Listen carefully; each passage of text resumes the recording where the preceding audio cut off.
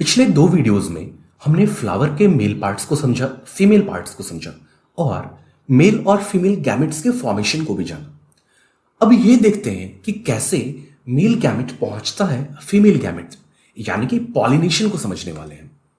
आपको पॉलिनेशन के बारे में पहले से पता है कि the transfer of pollen grain from anther to stigma is called pollination.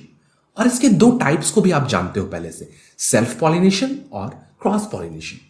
इन्हीं दो टाइप्स को थोड़ा सा डिटेल में जानने वाले हैं। ये जो सेल्फ पॉलिनेशन होता है ये दो टाइप्स का होता है, ऑटोगेमी और जीटोनोगेमी। ऑटोगेमी का मतलब किसी फ्लावर में अगर मेल और फीमेल दोनों पार्ट्स हैं तो सेम फ्लावर के फीमेल पार्ट पर अगर उसी फ्लावर के मेल पार्ट से पॉलन ग्रेन आता है, देखो मेल पार्ट से पॉलन ग्रेन निकला और उसी फ्लावर के फीमेल पार्ट पर आया, तो ये ऑटोगेमी कहलाता है।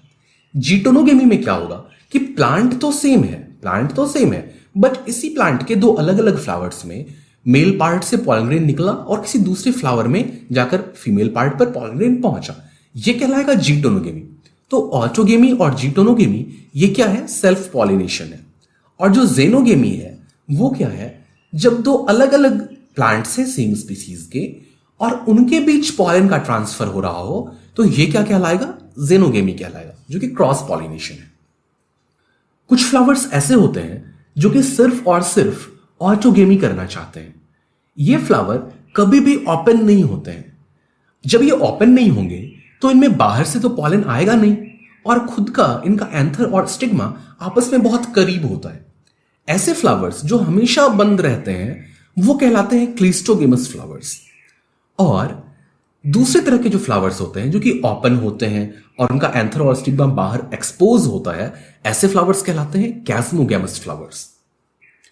अगर किसी प्लांट में लगातार जनरेशन बाय जनरेशन सिर्फ और सिर्फ सेल्फ पॉलिनेशन होता जाए तो इससे एक प्रॉब्लम आ जाएगी। क्या प्रॉब्लम आएगी, इसे आप जेनेटिक्स पढ़ते वक्त और ज्यादा डिटेल में समझोगे, यहां मैं शॉर्ट में समझा रहा हूं। देखो क्या होता है, सेक्सुअल रिप्रोडक्शन में वेरिएशन एक काफी इंपॉर्टेंट चीज होता है। और जब दो मेंबर्स आपस में रिप्रोड्यूस कर रहे हैं, मान लो किसी स्पीसीज के दो मेंबर्स आपस में रिप्रोड्यूस कर रहे हैं, तो इन दोनों के कैरेक्टर्स आते हैं किसमें, जो नेक्स्ट जनरेशन होता है उसमें। इसलिए ये दो पेरेंट्स जो हैं ये दोनों जितने दूर दूर के होंगे, जेनेटिकली ये जितने दूर के होंगे उतना ज्यादा वेरिएशन आएगा किसमें, ऑफस्प्रिंग्स में।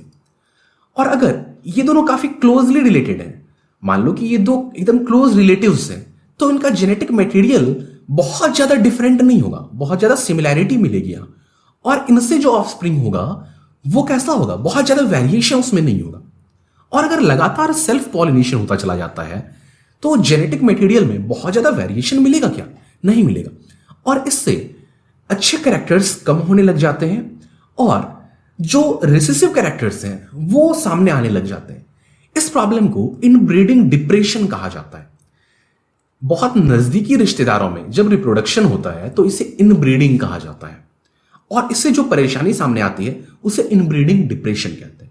तो प्लांट के केस में अगर लगातार सेल्फ पॉलिनेशन होता चला जाए तो क्या होगा, इनब्रीडिंग डिप्रेशन होगा। और इनब्रीडिंग डिप्रेशन ना हो, ये प्रॉब्लम ना आए, इसके लिए प्लांट्स ने कुछ तरीके इजाद कर लिए हैं। इन तरीकों को आउटब्रीडिंग डिवाइसेस कहा जाता है, यानी कि ऐसे डिवाइसेस, ऐसे मेथड्स जिनके थ्रू इनब्रीडिंग को सप्रेस किया जाए और आउटब्रीडिंग को प्रमोट किया जाए। ये कौन कौन से मेथड्स हैं देखते हैं। पहला है डिचोगेमी। इसमें क्या होता है कि जो बाइसेक्सुअल फ्लावर है कोई सा भी, उसमें मेल और फीमेल पार्ट अलग अलग टाइम पर डेवलप होते हैं, मैच्योर होते हैं। किसी में मेल पार्ट पहले मैच्योर होगा, वो प्रोटेंडरी कहलाएगा ऐसा होना। और अगर फीमेल पार्ट पहले मैच्योर होता है तो ये प्रोटोगायनी कहलाएगा। यानी कि जब एक ही फ्लावर का मेल और फीमेल पार्ट एक साथ मैच्योर मिलेगा तब ना ये आपस में सेल्फ पॉलिनेशन करेगा। ऐसा अगर नहीं होगा तो ये क्या कहलाता है, डिचोगेमी कहलाता है।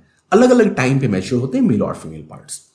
फिर दूसरा मेथड है कि एंथर और स्टिग्मा का पोजीशन कुछ ऐसा होता है, सेम फ्लावर में एंथर और स्टिग्मा कुछ ऐसे पोजीशन में होते हैं कि एंथर से स्टिग्मा पर नहीं आ पाता है पॉलन ग्रेन। इसके अलावा सेल्फ इनकम्पैटिबिलिटी भी एक इंपॉर्टेंट आउटब्रीडिंग डिवाइस है। सेल्फ इनकम्पैटिबिलिटी में क्या होता है कि जब स्टिग्मा के ऊपर उसका खुद का, उस फ्लावर का ही पॉलन ग्रेन आकर के गिरता है तो वो समझ जाता है कि मेरा अपना है और वो उसे रिजेक्ट कर देता है। ये है सेल्फ इनकम्पैटिबिलिटी। कुछ प्लांट्स मोनोसियस होते हैं। मोनोसियस कहने का मतलब इन प्लांट्स में अलग अलग फ्लावर या तो मेल होगा या फीमेल होगा। मान लो कोई एक प्लांट है, इस प्लांट पर एक फ्लावर लगा, इसमें सिर्फ मेल पार्ट होगा, दूसरा फ्लावर लगा, इसमें सिर्फ फीमेल पार्ट होगा। मतलब कोई भी ऐसा फ्लावर इस प्लांट के पास नहीं होगा जिसमें कि मेल और फीमेल पार्ट दोनों हो। इससे क्या हो सकता है? इससे ऑटोगेमी नहीं होगा। ऑटोगेमी क्यों नहीं होगा? क्योंकि कोई भी ऐसा फ्लावर तो मिलेगा नहीं जिसमें मेल और फीमेल दोनों पार्ट्स हो। लेकिन हां, ये सिर्फ ऑटोगेमी को ही रोक सकता है, जीटोनोगेमी को तो नहीं रोक सकता है, क्योंकि किसी मेल फ्लावर से फीमेल फ्लावर पर तो पॉलन आ सकता है। यानी मोनोसियस प्लांट में थोड़ा सा तो सेल्फ पॉलिनेशन को ये रोकता है। कैसे रोकता है? तो यहां पर ऑटोगेमी नहीं होगी बट जीटोनोगेमी होगी। अब देखो, जो डायोसियस प्लांट्स हैं, यहां क्या होता है कि एक प्लांट में, मान लो कोई एक प्लांट है, इस प्लांट में जितने भी फ्लावर्स होंगे वो सिर्फ मेल फ्लावर ही होंगे। जितने फ्लावर्स होंगे वो सिर्फ मेल फ्लावर्स ही होंगे। और किसी दूसरे प्लांट में जो भी फ्लावर्स होंगे वो सारे के सारे फीमेल फ्लावर्स ही होंगे। यानी किसी भी एक प्लांट में मेल और फीमेल दोनों फ्लावर नहीं मिलेगा।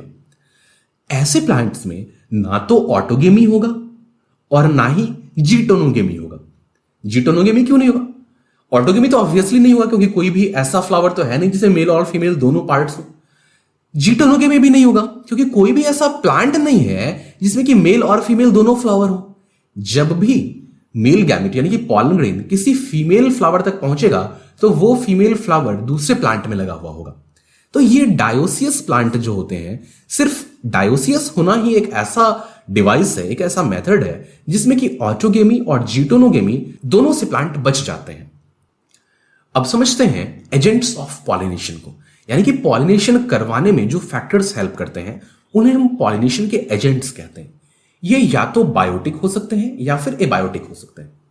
एबायोटिक एजेंट्स होंगे विंड, वाटर वगैरह, और बायोटिक में एनिमल्स आते हैं, मेनली इंसेक्ट्स आते हैं। आपने देखा होगा कि तितलियां एक फूल से दूसरे फूल पर जाती रहती हैं नेक्टर की तलाश में, और इसी दौरान वो क्या करती हैं, एक फूल का पॉलन उनसे चिपक जाता है, फिर वो जब दूसरे फूल पर बैठती हैं तो वहां वो पॉलन लैंड कर जाता है। आपको पता है ये सब।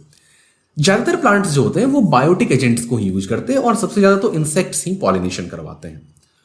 बहुत सारे पॉलेंस ट्रांसफर के दौरान खो जाते हैं, लॉस्ट हो जाते हैं, इसीलिए पॉलेंस बहुत ज्यादा नंबर में प्रोड्यूस होते हैं। आपने फर्स्ट चैप्टर में भी पढ़ा था कि मेल गैमेट्स हमेशा फीमेल गैमेट के कंपैरिजन में बहुत ज्यादा नंबर में प्रोड्यूस होते हैं। विंड पॉलिनेशन जहां होगा जिन प्लांट्स में, वहां पर विंड पॉलिनेशन को फैसिलिटेट करने के लिए कुछ खास टाइप के एडेप्टेशंस मिलेंगे। कौन से एडेप्टेशंस होते हैं देखते हैं। जो स्टैमेन होगा वो वेल एक्सपोज्ड होगा। क्यों? जिससे कि पॉलन ग्रेन इजीली डिस्पर्स हो सके हवा में। पॉलेंस जो होंगे वो काफी हल्के होंगे और नॉन स्टिकी होंगे, ताकि वो हवा में उड़ सके आराम से। स्टिग्मा जो होगा वो काफी बड़ा होगा और फीदरी होगा, जिससे कि पॉलन ग्रेन जो हवा में उड़ रहे हैं उन्हें वो आसानी से ट्रैप कर सके। और इन फ्लावर्स में सिंगल ओव्यूल होगा, एक ओवरी में, और बहुत सारे फ्लावर्स एक ग्रुप में होंगे जो कि इन्फ्लोरेसेंस कहलाता है। आपने इन्फ्लोरेसेंस के बारे में क्लास 11th प्लांट मॉर्फोलॉजी में पढ़ा था। देखो, कॉर्न कॉब जो होता है, जिसे कि मकई या भुट्टा कहते हैं, उसमें भी क्या होता है, ये जो आप देख रहे हो ये एक्चुअली इन्फ्लोरेसेंस है। समझ रहे हो मेरी बात को? तो ये एडेप्टेशन क्यों होता है? विंड पॉलिनेशन के लिए होता है। यहां पर फ्लावर्स कलरफुल नहीं होते हैं और उनमें नेक्टर नहीं होता है। क्यों नहीं होता है बताना मुझे। सोचो, थोड़ा सा और सोचो कि फ्लावर्स यहां पर क्यों नहीं होते हैं कलरफुल और क्यों नेक्टर नहीं होता है। बिल्कुल सही सोचा आपने। फ्लावर्स कलरफुल होते ही है इंसेक्ट्स को अट्रैक्ट करने के लिए, और नेक्टर भी जो होता है वो इंसेक्ट्स के लिए एक गिफ्ट होता है कि इंसेक्ट्स आए वहां और नेक्टर ले जाएं। कलरफुल फ्लावर पर वो अट्रैक्ट होते हैं और नेक्टर लेने के लिए आते हैं। बट यहां इंसेक्ट्स का तो कोई काम है नहीं, विंड यहां पर पॉलिनेट करवा रहा है, तो इस वजह से यहां पर कलरफुल होने का या नेक्टर रखने का कोई औचित्य नहीं है। विंड पॉलिनेशन बहुत सारे प्लांट्स में होता है, जैसे कि ग्रास में भी विंड पॉलिनेशन ही होता है। अब ये एनसीईआरटी का एग्जांपल है भाई, इसलिए इंपॉर्टेंट है। अब समझते हैं वाटर पॉलिनेशन को, जिसे कि हाइड्रोफाइली भी कहते हैं। ये एंजियोस्पर्म्स में काफी रेयर होता है। सिर्फ 30 जेनेरा ऐसे हैं एंजियोस्पर्म्स के जिनमें कि वाटर पॉलिनेशन होता है, और उनमें से ज्यादातर जो है वो मोनोकॉट्स ही हैं। लेकिन जो लोअर प्लांट्स हैं जैसे कि एल्गी, ब्रायोफाइट्स, टेरिडोफाइट्स वगैरह, उनमें वाटर पॉलिनेशन बहुत कॉमनली होता है। ऐसा नहीं है कि सारे के सारे एक्वेटिक प्लांट्स वाटर का यूज करते हैं पॉलिनेशन के लिए, ये ध्यान रखना आप।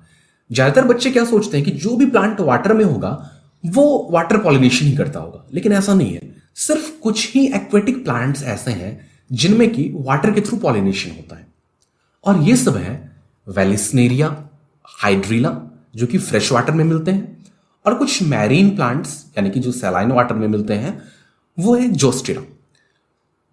पॉलन ग्रेन जो होगा यहां वो वाटर रेसिस्टेंट म्यूसिलेज से ढका हुआ होगा, क्योंकि अगर वाटर रेसिस्टेंट म्यूसिलेज ना हो वहां तो वाटर क्या करेगा, धीरे धीरे पॉलन ग्रेन को अफेक्ट करेगा। तो यहां पर म्यूसिलेज की कवरिंग मिलती है। अब बात करते हैं इंसेक्ट पॉलिनेशन की, यानी कि एंटोमोफाइली की। फ्लावर्स जो कलरफुल होते हैं, फ्रैग्रेंट और रिच इन नेक्टर होते हैं, वो हमारे लिए नहीं होते हैं ऐसे, वो इंसेक्ट्स को अट्रैक्ट करने के लिए होते हैं। जो इंसेक्ट फ्लावर पर पहुंचता है उसे ये सब कुछ रिवार्ड के रूप में मिलता है, फ्लोरल रिवार्ड्स कहलाते हैं ये सब। क्या? फ्लावर का जो अट्रैक्टिव कलर है, जो फ्रेग्रेंस है, जो नेक्टर है, उनमें इंसेक्ट आता है इन चीजों से अट्रैक्ट होकर के, और एक फ्लावर से दूसरे फ्लावर पर जाता है और पॉलन को ट्रांसफर कर देता है। ये जो फ्लोरल रिवार्ड्स हैं ये कभी कभी कुछ अलग जैसे भी होते हैं। कैसे होते हैं भाई? तो कभी कभी फ्लावर जो है वो इंसेक्ट को सेफ प्लेस प्रोवाइड करता है एग ले करने के लिए, अंडे देने के लिए, जैसे कि एमोर्फोफेलस और यक्का प्लांट में होता है। यक्का प्लांट का एग्जाम्पल आपकी एनसीईआरटी में है और काफी इंपॉर्टेंट है। इसे एक मॉथ यानी कि एक कीड़ा पॉलिनेट करता है। ये जो मॉथ है इस फ्लावर के अंदर आकर के ओवरी के अंदर हर एक लोक्यूल में एग ले करता है, और इससे क्या होगा, फ्लावर भी पॉलिनेट हो जाता है, क्योंकि ये जो मॉथ है ये अलग अलग फ्लावर्स में जाता है, किसी का पॉलन लेकर आता है और किसी दूसरे फ्लावर तक पहुंचता है, तो फ्लावर तो पॉलिनेट हो ही गया। और ये जो मॉथ है अपने एग को लेकर दिया कहां, ओवरी के अंदर। अब ये फ्लावर मैच्योर होता है, सीड बनता है, और ये सीड जब डेवलप करना शुरू करता है तब ये मॉथ एग से बाहर आ जाता है। तो ये कुछ आपस में फायदे का रिश्ता होता है इंसेक्ट्स और फ्लावर्स के बीच। Bees are the most dominant biotic pollinating agents. जो मधुमक्खियां होती हैं वो पॉलिनेट करने की सबसे ज्यादा डोमिनेंट एजेंट होती है, बहुत ज्यादा पॉलिनेशन करती हैं बीज। अपार्ट फ्रॉम इंसेक्ट्स, इंसेक्ट्स जैसे कि कौन कौन से इंसेक्ट्स पॉलिनेशन करवाते हैं, बहुत सारे इंसेक्ट्स का नाम यहां लिखा हुआ है, देख लेना आप।